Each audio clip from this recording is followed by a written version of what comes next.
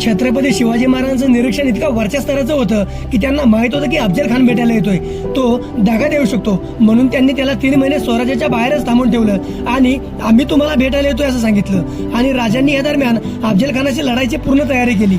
अफजल खान कसा दिसतो, तो कसा आहे, तो किती बलाढ्य, आणि त्याने आपल्या भावाला पाठीवर वार करून कसा दगा करून मारलं आणि तो आपल्याला पण तसा मारू शकतो, तशी लढाईची पूर्ण तयारी राजांनी केली होती. राजांचा अंगरक्षक संभाजी गावजी हा 6.5 फूट होता. त्याच्याबरोबर राजे दररोज 4 तास प्रॅक्टिस करत होते आणि ती प्रॅक्टिस करता करता राजांच्या डोक्यात अचानक विचार आला की आपली दाढी ही मोठी आहे, आपली दाढी म्हणजे आपल्यासाठी एक प्रकारचं संकटच आहे. म्हणून राजांनी शेवटी आपली दाढी कापली आणि मगच राजे संपूर्ण विचार करून अफजल खानाला भेटले. त्याला मारायचा फुल प्लॅनिंगच करून राजे तिथे गेले होते. राजांनी अफजल खानाला मारायची 6 महिने आधीच पूर्ण तयारी केली होती.